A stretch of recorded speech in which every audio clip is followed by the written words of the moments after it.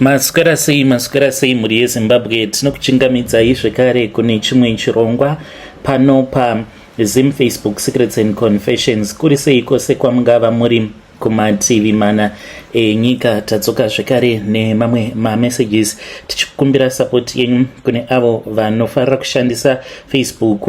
Tiri page riya randakavhura uko kwandichange ndichizoposta maconfessions ndichiverenga nerurimi rwaamai. So we are asking for your support ikoko kune avo vanenge vachida kuti supporta. Rikidzai tibva tapinda mumamessages edu atadzoka takakubatirai. Message edu yekutanga yakamira sekudai. So hanzi makadi zvenyu mukoma, ndinokumbirawo kuti munge muchindiposterawo nyaya yangu makaviga chitupa changu. Ndauyawo pano ndiine secret yangu iyo yandiinayo. Izvi hazvitombozivikanwe nemurume wangu kuti ndizvo zvandakaita, and I hope kuti haambofi akazviziva, but ndangoti ndinge ndichingouyawo neconfession yangu. Gore mainge muri mugore ra2016 ndakasangana nechallenge mukati meimba yangu uye zvekare neutano hwangu. Ndopandakabva ndachizoudzwa nefriend yangu kuti iye ainge akamboenda kuZim.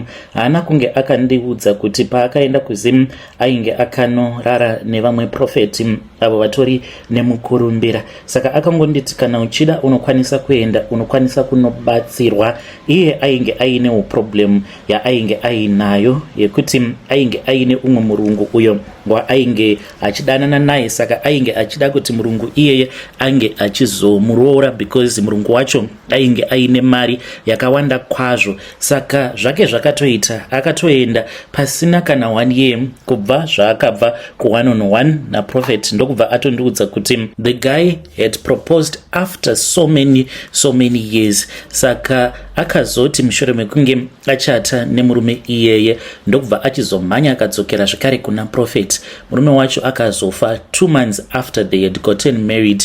She is filthy rich right now. Saka pandakaona vamwe vava kubudirira vachienda vachinonamatirwa nanapapa kuZimbabwe, that was when I thought also of going to Zim, because he had been convincing me for a very long time. Akanditi kuhurirwa kwari kuita nemurume wako, marriage yako ichasvika pakuparara. Dai kwanga kuri kunzi waenda kuZimbabwe kanaita 1-on-1 navo, I am telling you kuti zvinhu zvako zvinofamba bo. So I was resisting until ndaona kuti kuinga wani zvevamwe zviri kutoita. Ndipo pandakabva ndachizoenda kuZim. Pandakaenda kuZim ndainge ndatobhadhara mari dzainge dzichidiwa. Ndipo apo pandakasvika ndikatogara pane kamwe kahotel. Saka pandakazonamatirwa ndakabva ndachizonzi ndainge ndasarudzwa kuti ndaifanira kuti ndinge ndichigara somewhere else, sezvo tainge tiriwo vanhu vainge vaine mari dzavo ende tabva kumhiri kwemakongwa.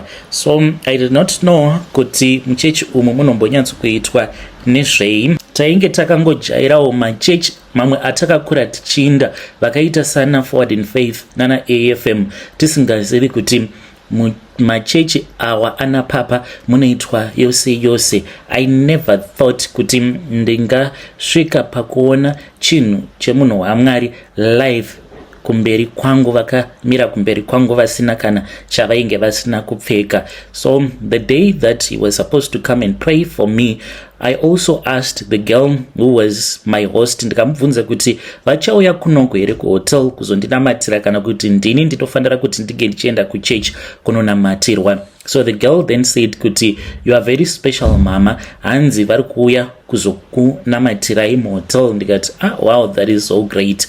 Ndainge ndagara ndiine mastresses angu because phone yainge yakatobva mukutodavirwa nemukadzi umwe uyo ainge achidanana nemurume wangu. So I had been in bed all day long ndisingadi kumuka. Saka pandakazonzwa zvichinzi vari kuuya ndo pandakabva ndachizomuka ndikamhanya ndikatopfekawo hembe dzainge dziri decent.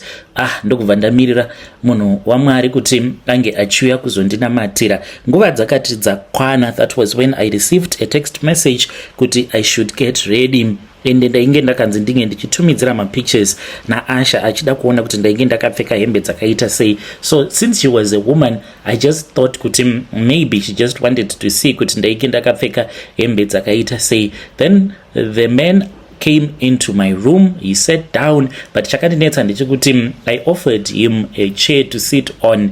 Inini ndikatogara pafloor because ndainge ndichiri kuti munhu waMwari, and it was something that I had never imagined kuti one day I will be in a room one-on-one nemunhu waMwari tiri muhotel. So I did not even know what to do at that time. Saka ndakagara pasi out of respect, ndikati ndikambogari pambedha.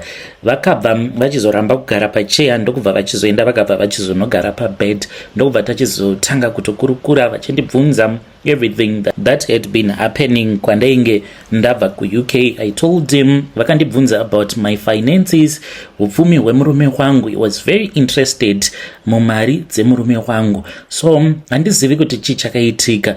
Ndakangonzwa kuda kuenda kunorasa mvura ndokubva ndaenda kubath. Pandakadzoka iyawo zvenai mukoma, ndopa ndakaona munhu ainge ari bhunyumunyu asina kana chaainge akapfeka. Ndokubva vanditi agara zvako pambedha nekuti ndava kuda kukunamatira. Saka ndakagara pambedha asi ndainge ndava kusakwanisa kuzvibata. Ende ndakaramba ndakatarisa sikarudzi yavo nekuti vainge vatogadzirira kutorara nemunhukadzi. Vakafamba vakauya apo pandainge ndakagara, ndokubva vanditi vainge vachida kundinamatira. Vakanditi bata chombo changu nekuti chombo changu ndo chichakubatsira kuti munhu ari kudanana nemurume wako ange achinzwa kuzvinetera, zvekare upfumi hwemurume wako husazombofa hwakaenda pariski, nekuti kana akaramba chiita izvozvizvi anozogumisidzira azowana umwe uyo anokwanisa kuzomugadzira. Saka iwewe kubata kwauchaita chombo changu ndo zvichakubatsira kuti zvinhu zvako zvinge zvichifamba zvakanaka.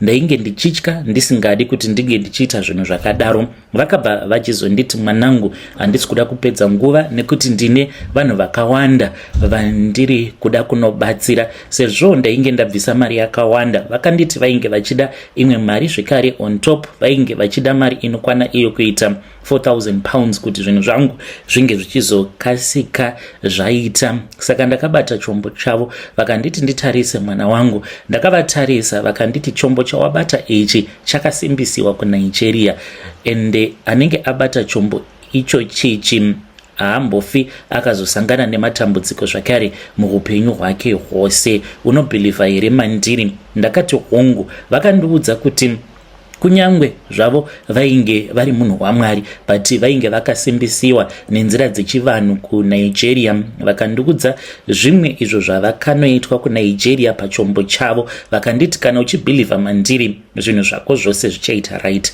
Ndakaramba ndakabata chombo chavo. At that very same time murume wangu ndopa akandifonera. Ndakatovhunduka because ndainge ndatova ne almost a year ndigere nemurume wangu asingandifonere, asingandisiri messages, asi ndini ndainge ndichitogara ndichitongomufonera achitondiudza kuti unondinetsa, siyana nekundinetsa. Kusakufonera it means kuti ndinenge ndisingadi kutaura newe pafoni. Kana paine zvaunenge uchida kubva kwandiri tinozotaura tiri kumba, no need kuswera tichitaura pamafoni. Akafona mukoma, vakanditi pindura, isa pa loudspeaker. Ndakabva ndachizoisa foni pa loudspeaker. Mushure mekunge ndaisa foni yangu pa loudspeaker, ndo pandakanzwa achiti, I am very sorry mudzimai wangu, handina kunge ndakaziva kuti zvinhu zvandiri kuita ndiri kutokutadzira ende ndiri kukurwadzisa. I'm sorry, please come back. Zvinoita here kuti unge uchitodzoka nhasi uno? Ndikati manje ndichiri nemukana here wekuti ndinge ndichibhuka flight ticket zvanhasi nekutouya? Akati kana uchida I can try to book for you. Ivo vakabva vadzungudza musoro wavo vachindiudza kuti ndinge ndichiti zvanhasi hazviite. Vakabva vachizondiratidza masaini nezvigunwe zvavo kuti vainge vachida kuti ndinge ndichizodzokera after 4 days. Saka ndakamuudza kuti after 4 days that is when I can come back to the UK. Ndokubva ati it is okay. Tapedza kutaura nemurume ndopa vakanditi chipfugama mwanangu. Ndakapfugama ndakatarisana nechombo chavo. Vakanditi ndinge ndichiita zvandinoziva zvinofanira kuti zvinge zvichiitwa nemunhukadzi anenge ari on her knees akatarisana nechombo chemurume ava mukumubatsira. Ndakaitawo zvandainge ndichiziva, zvimwe zvisingatauriki pano. Ndokubva tachizopedza ipapo vakabva vachizotora sauti, ndokubva vachizogadzira denderedzwa vakati taifanira kuti tinge tichirara mukati medenderedzwa iroro. Takarara pasina kushandisirana dziviriro, pasina kutesta kana kuita sei. Ndokubva vabuda vakaenda. Vaipota vachidzoka kuzonosvika ndichizodzoka kunoko kumhiri kwemakungwa. Mukadzi uyo ainge achidanana nemurume wangu akasvika pakufa, akangorohwa nemotikari ndokubva achizoshaika. Hazvina kugumira ipapo, ndakaramba ndichingodzokera kuZimu ndichienda kuma1on1. Ndainge ndava kuita sekunge munhu anoshandisirwa mushonga. Ndaingoti kana ndikanzwa kuvafunga ndaitadza kana kuita kana anything, ndobva ndatomhanya, ndobva ndatodzokera kana kunosangana navo kwavanenge vari kune dzimwe nyika, ndotombonoonana navo. Saka pane pandakazotanga kurwara, vakandiudza kuti vainge vaudzwa kuti ndainge ndiine kenza. Havana kundizivisa kuti vainge vaudzwa nani kuti ndainge ndiine chirwere chekenza.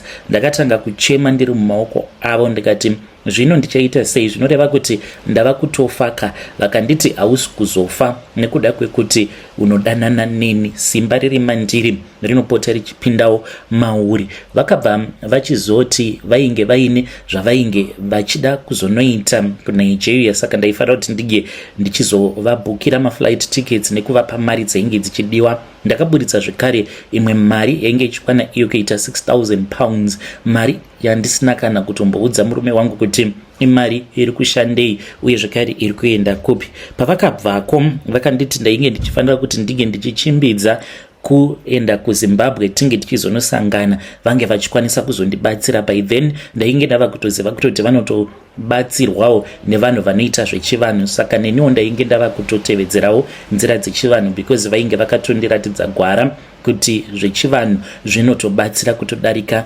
minamato seminamato yamunoita semaKristu. Nemurume wangu takaenda kuZimu, iye ainge asina kana chaainge achimboziva. Sisi vangu by then vainge kuzviziva kuti pane zviri kuitika pakati pangu naProfeti, but vainge vasiri shuwa.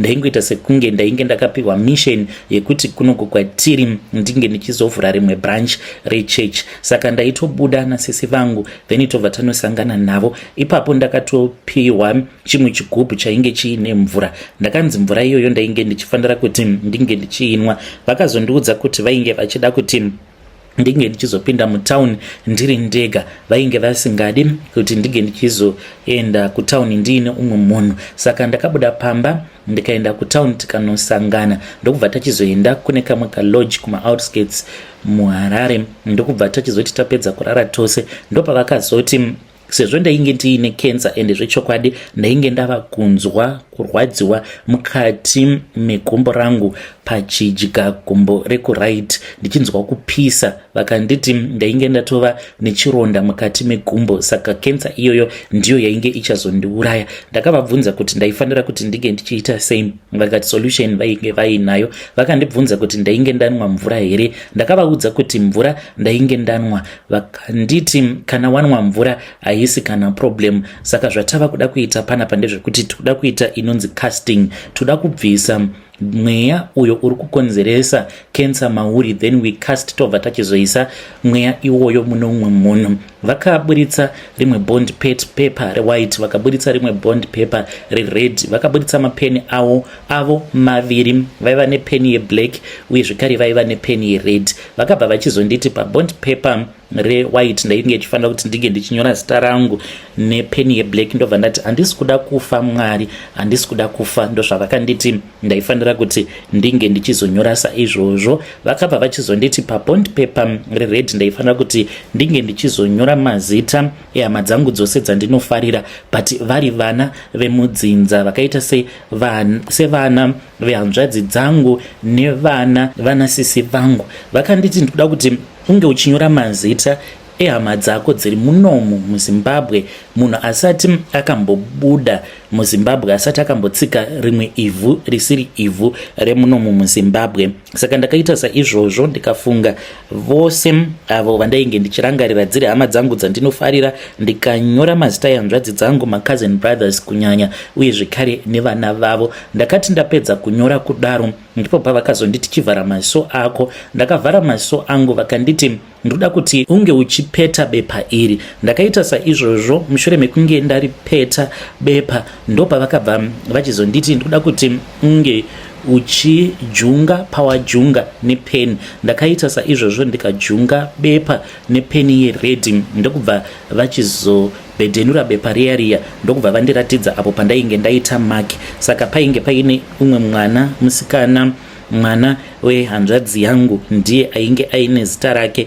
iro randainge ndamaka nepeni yeredhi. Vakabva vachizoti kwandiri ndiye uyo watainge tichazoita casting paari. Ndo pandakatanga kunzwisisa kuti saka vari kureva ivo kuti vari kuda kubvisa dhimoni racho ravari kuti idhimoni rekensa ravari kuti riri mandiri vachinoriisa mumwana uyu. Ndakati zvinoita here nai men of God zvamuri kuda kuti munge muchiita? Kana nguva yangu yakwana ndianiko angapikisana naMwari? Vakanditi stop saying that. Zvandinenge ndati ndo zvatinofanira kuti tinge tichiita, ndo zvinofanira kuti zvinge zvichiitiwa. Saka pazita iroro raMartha Mukoma, not a real name, ndipo apo pavakazotanga kushanda vakaritora ndokubva vabatidza kendo ravainge vainaro vakatanga kupisa bepa iroro. Vakapisa mamwe mazita ose ndokubva vachizongosiya apo painge paine zita rekuti Martha. Vakabva vanditi zvaita, ende zveishokwadi ndakanzwa something chakatotanga kutofamba chichibuda mumakumbo mangu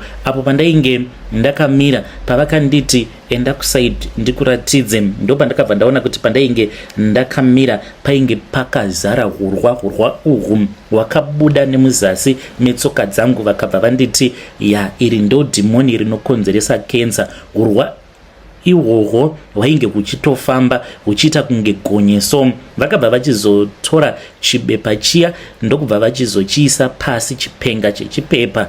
Gonye riya rakatanga kufamba rikanopindamo mubepa ndokubva ranyangarika zvekare nebepa racho. Vakabva vanditi tapedza kuita casting. Ndakazodzoka kunoku kuUK pasina kana nguva ndopandakanzwa zvichinzi Martha mwana wehanzvadzi yangu ari kurwara, akadonha ari kuchikoro. Paakazoendeswa kuchipatara ndopazvakabva zvachizonzi mwana ainge aine kensa. Vanhu vakashamisika kuti mwana mudiki akaita saizvozvo angagonzi ane kensa. Ko sei Mwari vainge vatonga zvinorwadza kudaro? Asi ndo zvakatoitika ipapo. Mwana akafa. Vakandirambidza kuti ndinge ndichienda kunochemawo nevamwe mwana paakafa. Vakanditi kunyange zvikanzi kwauya chinengei haufaniri kuti unge uchiswedera padhuze neguva rake. Saka zvandakaita naivo zvatakaita, vane minamato yavakaita. Mwana uyu haana kuzovigwa kumusha kwakavigirwa dzimwe hama dzose, akazovigwa mutauni. Ende ndakatobatsiridza mune zvose izvozvo kuti mwana ange achivigirwa mutauni nekuda kwekuti ndainge ndichitya kuti kana akavigwa kumusha kumakuva ekumusha pose pandinozoenda kumusha zvikanzi panenge paine chivanhu chinenge chichida kuti chinge chichizoitwa, it's obvious ndinozoenda padhuze nepaguva rake. Kusvika pari nhasi handitozivi kuti paakavigwa pakaita sei. Ndinongozivirawo pamapictures but handitotendedzwa kuti ndige ndichitosvika padhuze neguva rake. Otherwise kensa iyo yatakaita casting ikapinda maari, kensa iyoyo inouya kwandiri ndozotanga kurwara zvekare nekensa. Saka ndo zvakaitika izvozvo. Mukoma vakandibatsira zvavo tikafambidzana, asi ndainge ndichitoziva kuti kwedu kwainge kuri kujola. Handina zvakawanda zvandainge ndichitarisira kubva kwavari, ende vakandibatsira kuti marriage yangu isazoparara, uye zvekare nechirwere chekensa chandainge ndava nacho ndisingazvizivi vakandibatsira zvekare spiritual casting kubuditsa dhimoni rekensa. Zvinhuwo zvandainge ndisingatozivi kutoti kune chinhu chinonzi dhimoni rekensa. Vazhinji vanosvika pakufa vasingatozivi kutoti kensa dzavanenge vainadzo dzinokwanisa kutonamatirwa kensa iyoyo ikatobuda mumuviri mako. Sometimes I am grateful, but ndinoziva kuti vakandishandisira zvavo advantage yavakanditamba yakapenga kuti ndichibva kuBath ndotoona munhu atozvomora chombo chake votondiratidza vototi chibata nekuti chakaropafadzwa kikikikiki machechi awa akauya awa. Handichatauri hangu zvakawanda, ndiyo secret yangu yandisingambodi kuti murume wangu ange achiziva. Iyo ndine minamato yangu yakawandisa yavakandipa yandakashandisira neyandinoshandisira murume wangu kusvika pari nhasi, and my marriage is very well.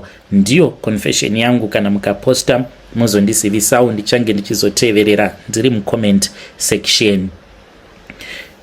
Vedare ndo message iyo yandakatumidzirwa ichibva kuna vanzvadzi vedu. Zvakangooma hazvo vedu we hanzi pa 1-on-1 napapa ndo zvakaitika izvi. Strange things indeed they do happen in this world. Hanzi kune yavanoti casting, yekuti urwere hunenge huri mauri hunoburitswa hwoendeswa mune umwe munhu. Zvinotyisa izvi. Kwamuna kumunzwirawo tsitsi mwana mudiki kudaro kuti makatoganhura upenyu hwake. Zvakangooma hazvo veduwe, asi ndiyo secret yavo. Ngatitaurei navo mucomment section. Kune episode iyo yandaposta kuchannel yedu yeZim Confessions Backup yavamwe mukoma avo vari kuti handicharangariri kuti igore ripi ravari kuti pavakapinda muSouth Africa vachiita zveengineering, hanzi taisa mabooster pamakomo ekuLouis Trichard paya pakaitikira accident. Saka hanzi vakabva vachizoenda vakanoita mhiko dzavo. Mhiko idzi vainge vakanzi ndidzo dzavanoita kana vachida kuti zvinhu zvavo zvinge zvichivafambira. Hanzi vanongoenda pavanenge vachida kuti pange pachizoitikira accident vobva vaurayira huku ipapo. Ameno hanzi nekamuka coffin ako kavainge vachishandisa nebanga rimwe ravaishandisa zvekare. Saka hanzi zvinhu izvi ndakazviita kudhara. Hanzi ndakatoshamisikawo pandakazonzwa zvichinzi kune kuparara kwakaita vanhu vakawandisa paaccident iyoyo, nekuti vari kuti vakazviita kudhara, ameno kuti kuma 20 ani. Hanzi pose pavaiitira zvinhu izvozvo hanzi panotoitika accident. Saka havasiwo shuwa kuti mhiko dzavakaita kudhara ndo dzakakonzeresawo here kudeuka kweropa. Episode iyoyo iriko kuchannel yedu iyaya yeZim Confessions Backup kana muchiri kuirangarira. Uye zvekare ndichikumbira following yedu yenyu, I mean kuFacebook. I am asking for your support.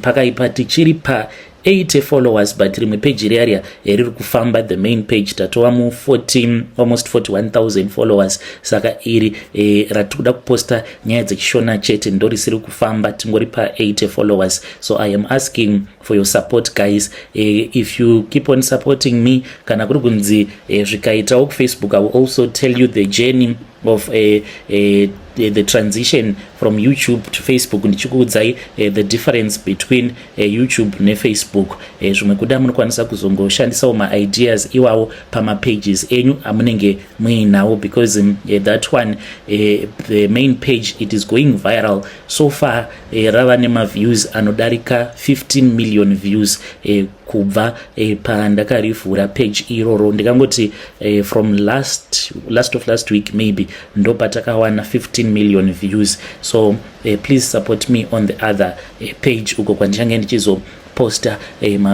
ma confessions edu mururimi rwamai. So I am asking for your support. The link is in the comment section. Regedzai tibva taenda panyedu inotevera. Ngedu inotevera yakamira sekudai. So hanzi mukomana chimakadi zvenyu, ndinokumbirawo kuti muge muchindiposterawo nyaya yangu makavigawo chitupa changu. Pekutanga ndakauya muno muSouth Africa mainge muri mugore ra2012. Saka takati tichifamba tainge tiri muKruger, painge paine umwe mukomana uyo watainge tiinaye, nemukomana uyu tainge tichitobva kumaraini mamwe chete.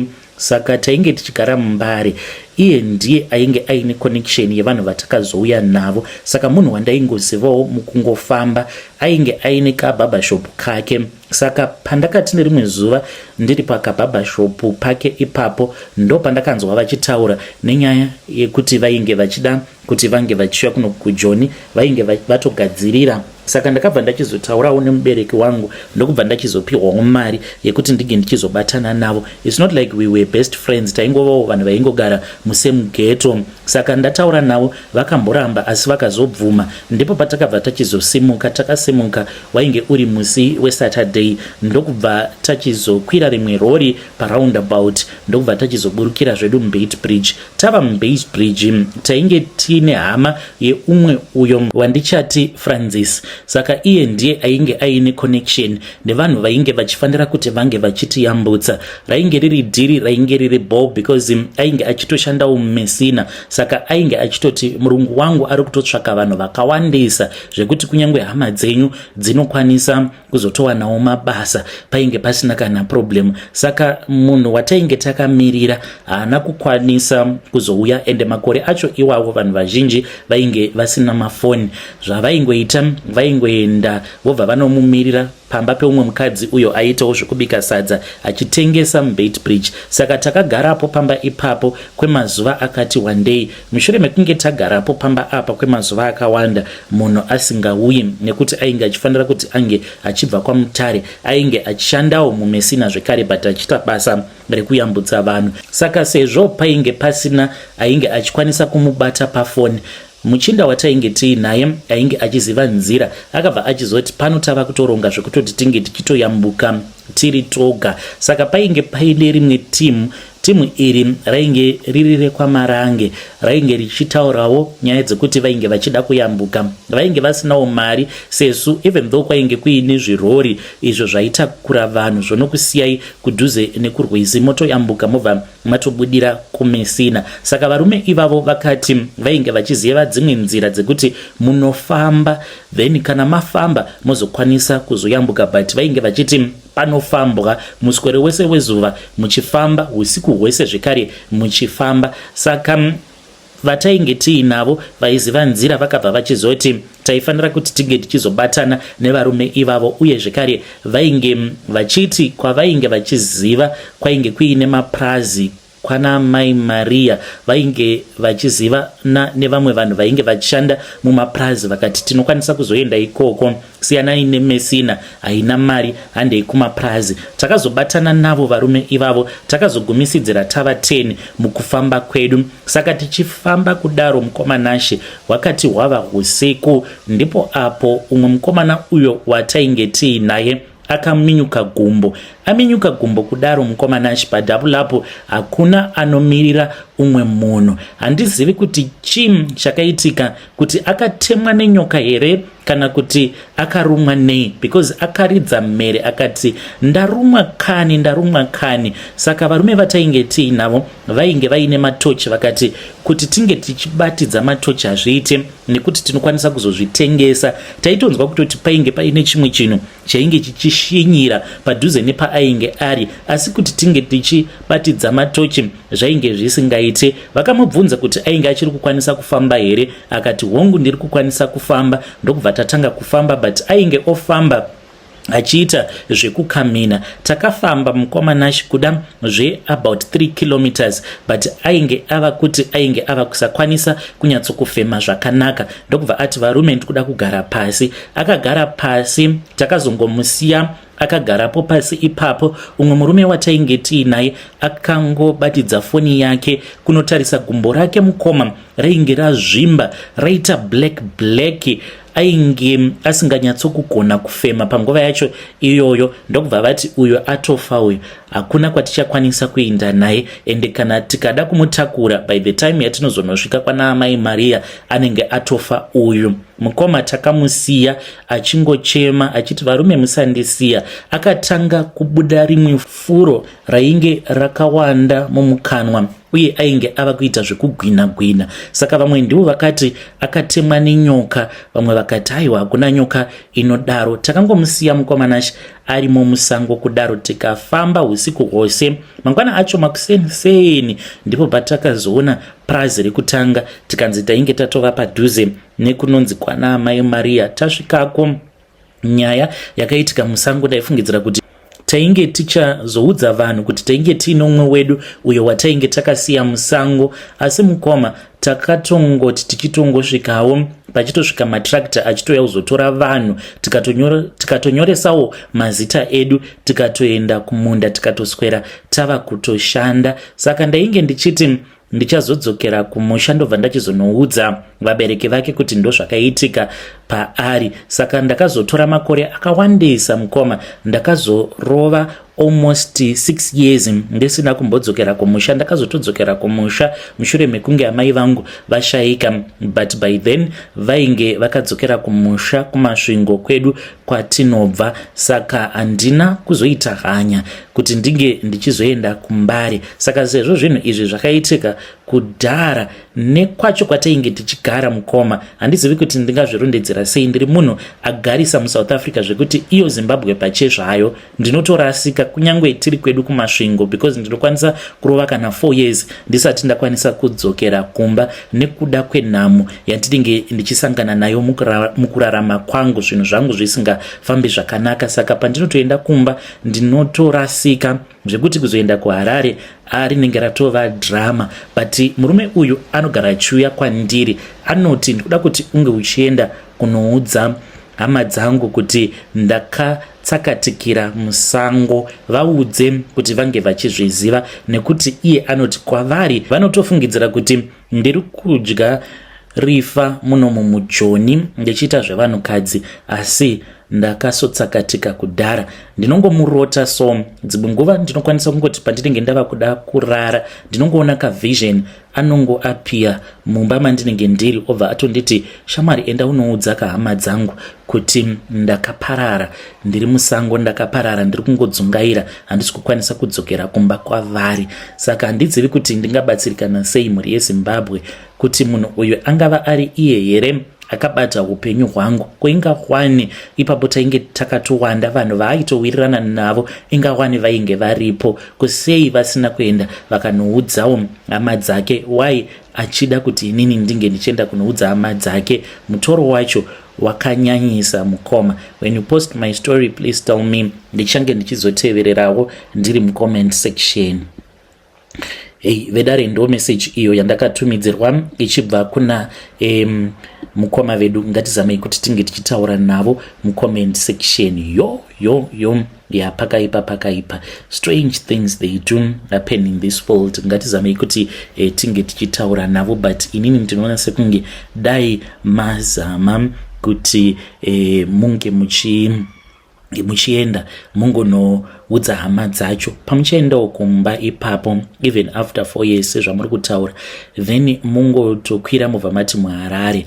I'm sure kuti munzvimbo mamakambogaraka you remember something, asi vari kuti surname yake havacharangariri surname yake. Hanzi ndokusaka ndisi kuda kuenda kuHarare nekuti muHarare handina kana hama yandinoziva, saka kana ndaenda kuHarare ndichazoita sei, ndinozorara kupi?